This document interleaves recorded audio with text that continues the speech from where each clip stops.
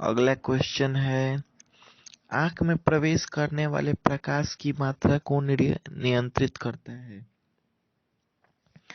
फिर से एक बार क्वेश्चन देखिए, आंख में प्रवेश करने वाले प्रकाश की मात्रा को नियंत्रित करता है। ऑप्शन ए में दिया है परितारिका, बी में दिया है पक्षमाभिपेशिया, सी में दिया है पुतली, डी में दिया है लेंस। इसका सही आंसर क्या होगा? ऑप्शन ए परितारिका। ठीक है, चलिए इसके बाद वाला क्वेश्चन देखिए क्या कह रहा है। नेत्र में प्रवेश करने वाले प्रकाश किरणों का अधिकांश अपवर्तन होता है। क्वेश्चन कह रहा है, नेत्र में प्रवेश करने वाले प्रकाश किरणों का अधिकांश अपवर्तन होता है। ऑप्शन ए में दिया है नेत्रोत अंतर पृष्ठ पर, बी में दिया है अभिनेत्र के अंतर पृष्ठ पर, सी में दिया है कॉर्निया के बाहरी पृष्ठ पर, डी में दिया है इनमें से कोई नहीं। सही आंसर क्या होगा? ऑप्शन सी, नेत्र में प्रवेश करने वाले प्रकाश किरणों का अधिकांश अपवर्तन किससे होता है? तो कॉर्निया के बाहरी पृष्ठ पे होता है। ठीक है, अगला क्वेश्चन, मंद प्रकाश में किसकी शिथिलता से पुतली पूर्ण रूप से फैल जाती है? क्वेश्चन है, मंद प्रकाश में किसकी शिथिलता से पुतली पूर्ण रूप से फैल जाती है? ऑप्शन ए में दिया है कॉर्निया, बी में दिया है परितारिका, सी में दिया है एरिस, डी में दिया है इनमें से कोई नहीं। सही आंसर क्या होगा? Option B. ठीक है, मंद प्रकाश में किसकी शिथिलता से पुतली पूर्ण रूप से फैल जाती है? तो परितारिका के कारण। ठीक है, अगला क्वेश्चन है, नेत्र गोलक के गोल होने पर देख पाते हैं। क्वेश्चन है, नेत्र गोलक के गोल होने पर देख पाते हैं। ऑप्शन ए में दिया है निकट की वस्तुओं को, बी में दिया है दूर की वस्तुओं को, सी में दिया है 25 सेंटीमीटर की दूरी पर की वस्तुओं को, डी दिया है इनमें से कोई नहीं। सही आंसर क्या होगा? ऑप्शन ए, नेत्र गोलक के गोल होने पर हम कैसी वस्तु को देख पाते हैं? तो निकट की वस्तुओं को देख पाते हैं। ठीक है, अगला क्वेश्चन है देखिए, वस्तु को हटा लेने के बाद भी नेत्र पटल पर प्रतिबिंब कितने सेकंड तक रहता है? ऑप्शन में है 1/10 सेकेंड, बी में है 1/20 सेकेंड, सी में है 1/16 सेकेंड, डी में है 1/5 सेकेंड। सही आंसर क्या होगा? ऑप्शन ए। सही आंसर क्या होगा?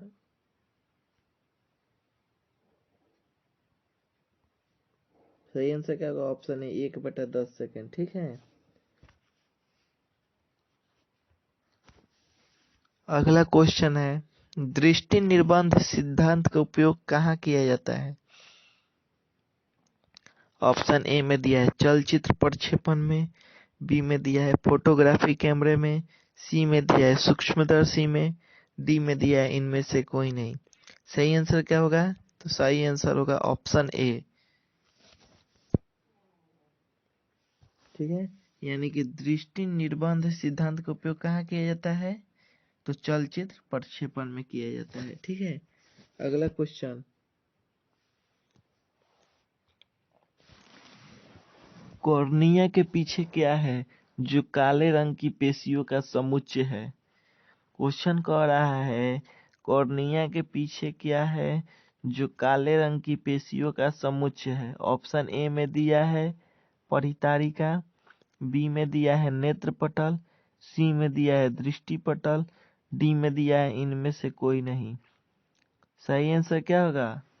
ऑप्शन ए, कॉर्निया के पीछे क्या है? तो परितारिका होती है। ठीक है, अगला क्वेश्चन कह रहा है, आयु में वृद्धि होने पर मानव नेत्र में समंजन क्षमता घट जाती है। क्वेश्चन कह रहा है, आयु में वृद्धि होने पर मानव नेत्र में समंजन क्षमता घट जाती है, यह दोष कहलाती है। ऑप्शन ए में दिया है अबिंदुकता, बी में दिया है दीर्घ दृष्टि दोष, सी में दिया है लघु दृष्टि दोष, डी में दिया है जरा दृष्टि दोष। सही आंसर क्या होगा? Option D. ठीक है, अगला क्वेश्चन।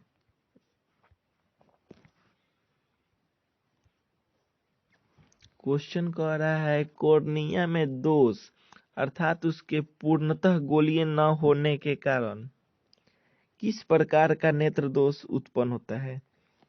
क्वेश्चन है कॉर्निया में दोष अर्थात उसके पूर्णतः गोलीय न होने के कारण किस प्रकार का नेत्र दोष होता है? ए में दिया है अबिंदुकता, बी में दिया है दीर्घ दृष्टि दोष, सी में दिया है जरा दृष्टि दोष, डी में दिया है लघु दृष्टि दोष। सही आंसर क्या होगा? ऑप्शन ए, यानी कि कॉर्निया में दोष अर्थात उसके पूर्णतः गोलीय न होने के कारण किस प्रकार का नेत्र दोष होता है? तो अबिंदुकता होता है। ठीक है, फिर है क्वेश्चन अगला, अबिंदुकता नेत्र दोष वाले व्यक्ति के चश्मे में किस तरह के लेंस से दोष का निवारण होता है? क्वेश्चन कह रहा है कि अबिंदुकता नेत्र दोष वाले व्यक्ति के चश्मे में किस प्रकार का लेंस होता है? ऑप्शन ए में दिया है अवतल लेंस, बी में दिया है बेलनाकार लेंस, सी में दिया है उत्तल लेंस, डी में दिया है द्विफोक्सी लेंस। सही आंसर क्या होगा? ऑप्शन बी, यानी अबिंदुकता नेत्र दोष वाले व्यक्ति के चश्मे में किस तरह का लेंस होता है? तो बेलनाकार लेंस। ठीक है, अगला क्वेश्चन कह रहा है दोष रहित नेत्र 25 सेंटीमीटर और अनंत के बीच रखी वस्तु को आसानी से देख पाता है, इसके बीच की दूरी को कहते हैं। क्वेश्चन फिर से कह रहा है कि दोष रहित नेत्र 25 सेंटीमीटर और अनंत के बीच रखी वस्तु को आसानी से देख पाता है, इसके बीच की दूरी को कहते हैं। ऑप्शन ए में दिया है दृष्टि परिसर, बी में दिया है अनंत बिंदु परिसर, सी में दिया है निकट बिंदु परिसर, डी में दिया है इनमें से कोई नहीं। सही आंसर क्या होगा? सही आंसर होगा ऑप्शन ए। ठीक है, दूर बिंदु और निकट बिंदु के बीच की दूरी को क्या कहते हैं? दृष्टि परिसर कहते हैं। ठीक है, अगला क्वेश्चन है मानव नेत्र दो हैं अतः इनका दृष्टि क्षेत्र होगा। क्वेश्चन है मानव नेत्र दो हैं अतः इनका दृष्टि क्षेत्र होगा। ए में दिया है 180 डिग्री, बी में दिया है 150 डिग्री, सी में दिया है 160 डिग्री, डी में दिया है 120 डिग्री। क्या होगा सही आंसर? तो मानव नेत्र का दृष्टि क्षेत्र कितना होता है? तो 180 डिग्री होता है। Option A. ठीक है, इसके बाद क्वेश्चन देखिए, दूर दृष्टि दोष वाली आंखें साफ साफ देख सकती है, दूर की वस्तुओं को, निकट की वस्तुओं को, बड़ी वस्तुओं को। डी में दिया है इनमें से कोई नहीं। क्या होगा? दूर दृष्टि वाले आंखें साफ साफ कैसी वस्तु को देख पाती है? तो दूर की वस्तुओं को साफ साफ देख पाती है। ठीक है, अगला क्वेश्चन है दीर्घ दृष्टि दोष होने का क्या कारण है? क्वेश्चन है अगला, दीर्घ दृष्टि दोष होने का क्या कारण है? दीर्घ मतलब दूर दृष्टि दोष। ठीक है, ऑप्शन ए में दिया है अभिनेत्र लेंस की फोकस दूरी का घटना, बी में दिया है नेत्र गोलक का बड़ा हो जाना, सी में दिया है अभिनेत्र लेंस की वक्रता का घट जाना, डी में दिया है अभिनेत्र लेंस की फोकस दूरी अत्यधिक हो जाना। सही आंसर क्या होगा? Option D. ठीक है, दीर्घ दृष्टि दोष होने का क्या कारण होता है? तो अभिनेत्र लेंस की फोकस दूरी क्या हो जाती है? अधिक हो जाती है। अगला क्वेश्चन कह रहा है अभिनेत्र लेंस की फोकस दूरी में परिवर्तन किया जाता है। क्वेश्चन है अभिनेत्र लेंस में की फोकस दूरी में परिवर्तन किया जाता है, किसके द्वारा किया जाता है? ऑप्शन ए में देखिए पुतली द्वारा, बी में दिया है दृष्टि पटल द्वारा, सी में दिया है पक्षमाभि पेशियों द्वारा, डी में दिया है परितारिका द्वारा। सही आंसर क्या होगा? अभिनेत्र लेंस की फोकस दूरी में परिवर्तन किसके द्वारा किया जाता है? तो पक्षमाभी पेशियों द्वारा किया जाता है। ठीक है, यानी सही आंसर होगा क्या, ऑप्शन सी। अगला क्वेश्चन है, रेटिना प्रकाश को परावर्तित करता है। क्वेश्चन है, रेटिना प्रकाश को परिवर्तित करता है।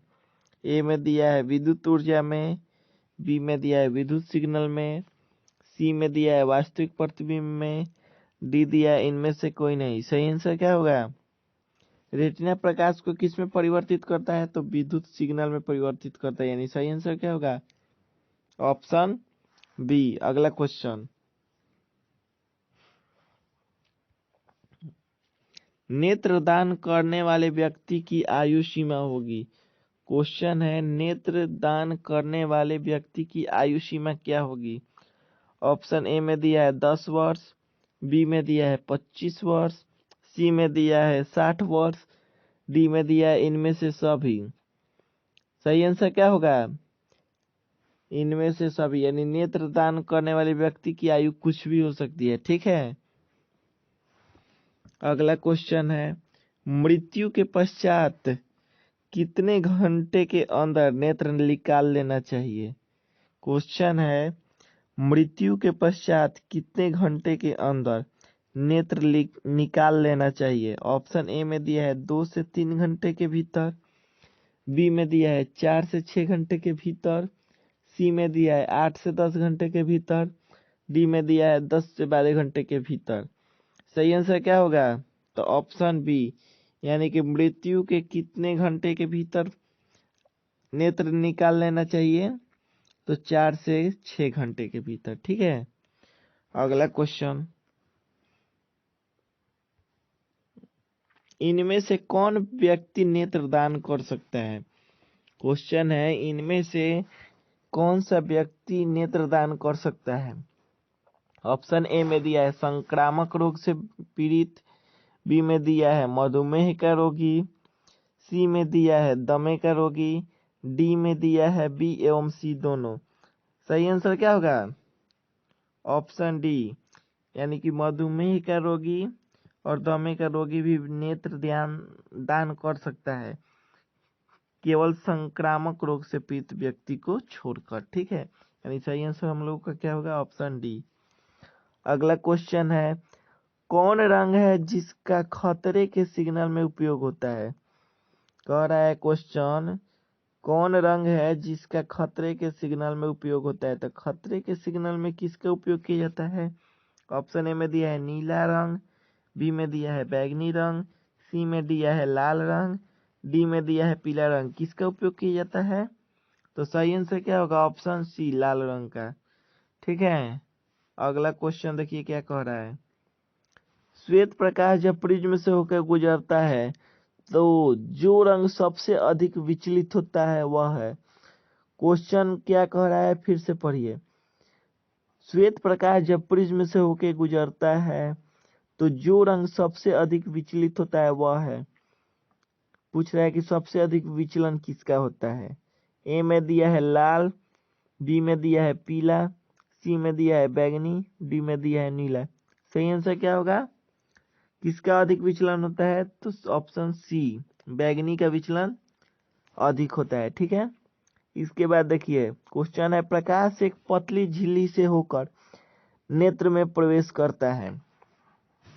क्वेश्चन है, प्रकाश एक पतली झिल्ली से होकर नेत्र में प्रवेश करता है, इस झिल्ली को कहते हैं।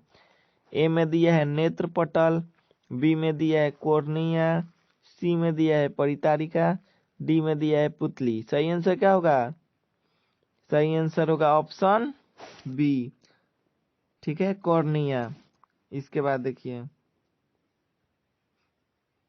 क्वेश्चन है, प्रिज्म से होकर सूर्य का श्वेत प्रकाश गुजरने पर श्वेत प्रकाश 7 रंगों में विच्छेदित हो जाता है, इसमें लाल रंग के प्रकाश का विचलन। क्वेश्चन कह रहा है कि प्रिज्म से होकर जब श्वेत प्रकाश गुजरता है तो 7 रंगों में विभक्त हो जाता है। ठीक है, तो इसमें लाल रंग का विचलन कैसा होता है। ऑप्शन ए में दिया है बैगनी प्रकाश से कम है, हरे प्रकाश से कम है, आसमानी से कम है, सभी रंगों से कम है। सही आंसर क्या होगा, ऑप्शन डी, सबसे कम विचलन किसका होता है? तो लाल रंग का होता है। ठीक है, तो लाल रंग का पूछा है तो सभी रंगों से कम है। ठीक है, अगला क्वेश्चन है, चूजे के दृष्टिपटल में कौन सी कोशिकाएं नहीं होती है? चूजे के दृष्टिपटल, चूजे मतलब मुर्गी का बच्चा। चूजे के दृष्टिपटल में कौन सी कोशिकाएं नहीं होती है? ऑप्शन ए में दिया है संश्लाका कोशिकाएं, बी में दिया है शंकु कोशिकाएं, सी में दिया है ऊपर दिए दोनों, डी दिया है इनमें से कोई नहीं। सही आंसर क्या होगा? ऑप्शन बी, यानी कि चूहे के दृष्टिपटल में कौन सी कोशिका नहीं होती है? तो शंकु कोशिका नहीं होती है। ठीक है, अगला क्वेश्चन, सूर्योदय और सूर्यास्त के समय सूर्य गोला दिखता है। क्वेश्चन है, सूर्योदय और सूर्यास्त के समय सूर्य का गोला दिखता है। ए में दिया है गोलाकार, बी में दिया है अंडाकार, सी में दिया है चपटा, डी में दिया है घनाकार। तो क्या होगा सही आंसर? सूर्योदय और सूर्यास्त के समय सूर्य का गोला कैसा दिखाई देता है? तो चपटा दिखाई देता है। ठीक है, सही आंसर क्या होगा? Option C. इसके बाद देखिए, कांच का अपवर्तनांक किस वर्ण के लिए अधिकतम है? क्वेश्चन है, कांच का अपवर्तनांक किस वर्ण के लिए अधिकतम है? ऑप्शन ए में दिया है लाल, बी में दिया है पीला, सी में दिया है बैंगनी, डी में दिया है आसमानी। क्या होगा सही आंसर? सही आंसर होगा ऑप्शन सी, बैंगनी। कांच का अपवर्तनांक किस वर्ण के लिए अधिकतम होता है? तो बैंगनी के लिए। सबसे कम तो लाल के लिए। ठीक है, अगला क्वेश्चन देखिए क्या कह रहा है, लाल गुलाब को हरे प्रकाश में देखा जाए तो यह कैसा प्रतीत होगा? क्वेश्चन है, लाल गुलाब को हरे प्रकाश में देखा जाए तो यह कैसा प्रतीत होता है? ठीक है, ऑप्शन ए में दिया है पीला, बी में दिया है बैंगनी, सी में दिया है काला, डी में दिया है नीला। कैसा दिखाई देगा? तो काला दिखाई देगा। ठीक है, ऑप्शन सी सही है, आप लोग देख लीजिएगा। अगला क्वेश्चन देखिए क्या कह रहा है, प्रकाश का प्राथमिक वर्ण कौन है? वर्ण मतलब रंग होता है। प्रकाश का प्राथमिक रंग कौन है? ए में दिया है लाल, बी में दिया है नीला, सी में दिया है हरा, डी में दिया है ए बी सी तीनों। सही आंसर क्या होगा? डी, ए बी सी तीनों। प्रकाश का प्राथमिक वर्ण कौन कौन होता है? लाल भी होता है, नीला भी होता है, हरा भी होता है। ठीक है, अगला क्वेश्चन देखिए, पेशियों के शिथिल होने पर अभिनेत्र लेंस की फोकस दूरी लगभग होती है। क्वेश्चन है, पेशियों की शिथिल होने पर अभिनेत्र लेंस की फोकस दूरी लगभग होती है। ए में दिया है 3.5 सेंटीमीटर, बी में दिया है 2.5 सेंटीमीटर, सी में दिया है 4.2 सेंटीमीटर, डी में दिया है 2.7 सेंटीमीटर। सही आंसर क्या होगा इसका? ऑप्शन बी, पेशियों के शिथिल होने पर अभिनेत्र लेंस की फोकस दूरी कितनी होती है? तो 2.5 सेंटीमीटर होती है। अगला क्वेश्चन है, अति सूक्ष्म कण किस तरह के प्रकाश को प्रकीर्णन करते हैं? क्वेश्चन है, अति सूक्ष्म कण किस तरह के प्रकाश को प्रकीर्णित करते हैं? ऑप्शन ए में दिया है लाल, बी में दिया है पीला, सी में दिया है नीला, डी में दिया है बैंगनी। सही आंसर क्या होगा? ऑप्शन सी, अति सूक्ष्म कण किस तरह के प्रकाश को प्रकीर्णित करते हैं? तो नीले रंग को प्रकीर्णित करते हैं। ठीक है, अगला क्वेश्चन, किसी प्रिज्म से होकर गुजरने वाली प्रकाश के लिए आपतन कोण आई और अपवर्तन कोण आर हो। क्वेश्चन फिर से, किसी प्रिज्म से होकर गुजरने वाली प्रकाश के लिए आपतन कोण यानी आई और अपवर्तन कोण यानी आर हो तो निर्गत कोण का मान होगा। ए में दिया है एल आर के बराबर होगा, बी में दिया है एल आर से छोटा होगा, सी में दिया है L I plus L R के बराबर होगा, डी में दिया है एल आई के बराबर होगा। सही आंसर क्या होगा? एल आई के बराबर होगा। ठीक है, क्वेश्चन अगला है, वास्तविक सूर्यास्त और आभासी सूर्यास्त के बीच लगभग कितने समय का अंतर होता है?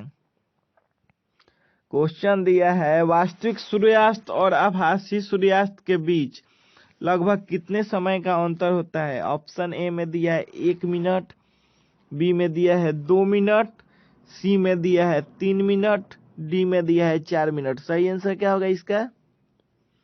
तो सही आंसर होगा ऑप्शन बी। वास्तविक सूर्यास्त और आभासी सूर्यास्त के बीच लगभग कितने समय का अंतर होता है? तो 2 मिनट का अंतर होता है। ठीक है, अगला क्वेश्चन। उदय और अस्त होते समय सूर्य दिखाई देता है। क्वेश्चन है सूर्योदय तथा सूर्यास्त के समय सूर्य का रंग कैसा होता है, यही पूछ रहा है। ऑप्शन ए में दिया है पीला होता है, बी में दिया है लाल होता है, सी में दिया है नीला होता है, डी में दिया है काला होता है। तो सूर्योदय और सूर्यास्त के समय यानी उदय और अस्त होते समय सूर्य कैसा दिखाई देता है? तो लाल दिखाई देता है। तो ऑप्शन बी सही है। ठीक है, क्वेश्चन दिया है अगला, 1 एंगस्ट्रॉम का मान क्या होता है। ठीक है, क्वेश्चन है कि 1 एंगस्ट्रॉम का मान क्या होता है। ऑप्शन ए में दिया है 10⁻⁻10 मीटर, बी में दिया है 10⁻⁻8 मीटर, सी में दिया है 10⁻11 मीटर, डी दिया है इनमें से कोई नहीं। सही आंसर क्या होगा? ऑप्शन ए। 1 एंगस्ट्रॉम बराबर कितना होता है? 10⁻10 मीटर। ठीक है, अगला क्वेश्चन।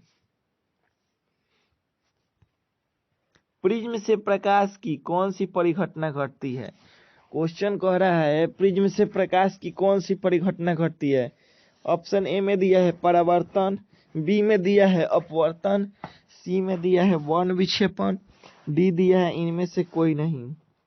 तो प्रिज्म से प्रकाश की कौन सी घटना घटती है? तो प्रिज्म में से प्रकाश का वर्ण विक्षेपण होता है। तो सही आंसर क्या होगा आपका?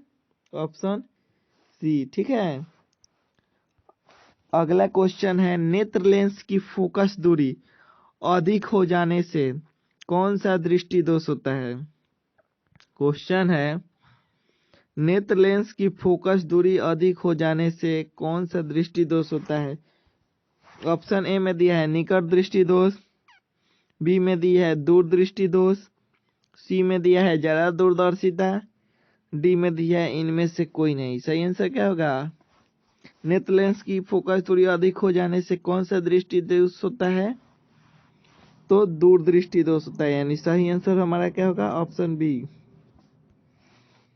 इसके बाद क्या है क्वेश्चन देखिए, किस दृष्टि दोष में किसी वस्तु का प्रतिबिंब रेटिना के आगे बनता है। क्वेश्चन है किस दृष्टि दोष में किसी वस्तु का प्रतिबिंब रेटिना के आगे बनता है। ऑप्शन ए में दिया है निकट दृष्टि दोष, बी में दिया है दूर दृष्टि दोष, सी में दिया है ज्यादा दूरदर्शिता, डी दिया है इनमें से कोई नहीं। सही आंसर क्या होगा? ऑप्शन ए, यानी वस्तु का प्रतिबिंब रेटिना के पीछे कब बनता है? जब निकट दृष्टि दोष होता है। ठीक है, अगला क्वेश्चन है नेत्र की समंजन क्षमता कम हो जाने से उत्पन्न होता है। क्वेश्चन है नेत्र की समंजन क्षमता कम हो जाने से उत्पन्न होता है। ए में दिया है निकट दृष्टि दोष, बी में दिया है दूर दृष्टि दोष, सी में दिया है जरा दृष्टि दोष, डी में दिया है वर्णांधता। सही आंसर क्या होगा? नेत्र की समंजन क्षमता कम हो जाने से क्या उत्पन्न होता है? तो जरा दृष्टि दोष उत्पन्न होता है। सही आंसर क्या होगा? Option C. ठीक है, अगला क्वेश्चन कह रहा है तारों के टिमटिमाने प्रतीत होने का कारण है। क्वेश्चन कह रहा है तारों के टिमटिमाने का क्या कारण है। ए में दिया है वायुमंडलीय अपवर्तन, बी में दिया है वायुमंडलीय वर्ण विक्षेपण, सी में दिया है वायुमंडलीय प्रकीर्णन, डी दिया है इनमें से कोई नहीं। सही आंसर क्या होगा? तारों के टिमटिमाते प्रतीत होने का क्या कारण है? तो वायुमंडलीय अपवर्तन। सही आंसर क्या होगा? ऑप्शन ए। ठीक है, इसके बाद देखिए क्या कह रहा है, एक प्रिज्म द्वारा श्वेत प्रकाश के स्पेक्ट्रम में वर्ण विक्षेपण जिस घटना के कारण होता है वह घटना है। क्वेश्चन कह रहा है एक प्रिज्म द्वारा श्वेत प्रकाश के स्पेक्ट्रम में वर्ण विक्षेपण जिस घटना के कारण होता है वह घटना है। ए में दिया है परावर्तन, बी में दिया है अपवर्तन, सी में दिया है विकिरणन, डी दिया है कोई नहीं। क्या होगा? तो सही आंसर होगा ऑप्शन बी। ठीक है, वन विक्षेपण की घटना किसके कारण होता है? तो अपवर्तन के कारण होता है। इसके बाद देखिए क्या कह रहा है क्वेश्चन। किसी कोण पर पड़कर प्रकाश के एक अंश के विभिन्न दिशाओं में छितराने को कहते हैं। क्वेश्चन कह रहा है किसी कोण पर पड़कर प्रकाश के एक अंश के विभिन्न दिशाओं में छितराने को कहते हैं। ए में दिया है प्रकाश का परावर्तन, बी में दिया है प्रकाश का अपवर्तन, सी में दिया है प्रकाश का वन विक्षेपण, डी में दिया है प्रकाश का प्रकीर्णन। सही आंसर क्या होगा? Option D. ठीक है, किसी कोण पर पड़कर प्रकाश के एक अंश के विभिन्न दिशाओं में छितराने की घटना को क्या कहते हैं? प्रकाश का प्रकीर्णन कहते हैं। क्वेश्चन कह रहा है अगला, सूर्योदय और सूर्यास्त के समय सूर्य लाल दिखाई पड़ता है क्योंकि वायुमंडल के कण, ऑप्शन ए में दिया है लाल रंग को बहुत अधिक प्रकीर्णित कर देते हैं, बी में दिया है नारंगी रंग को अधिक प्रकीर्णित कर देते हैं, सी में दिया है नीले रंग को बहुत अधिक प्रकीर्णित कर देते हैं, डी में दिया है पीले रंग को बहुत कम प्रकीर्णित कर देते हैं। सही आंसर क्या होगा? Option C. ठीक है, नीले रंग को बहुत अधिक प्रकीर्णित कर देते हैं।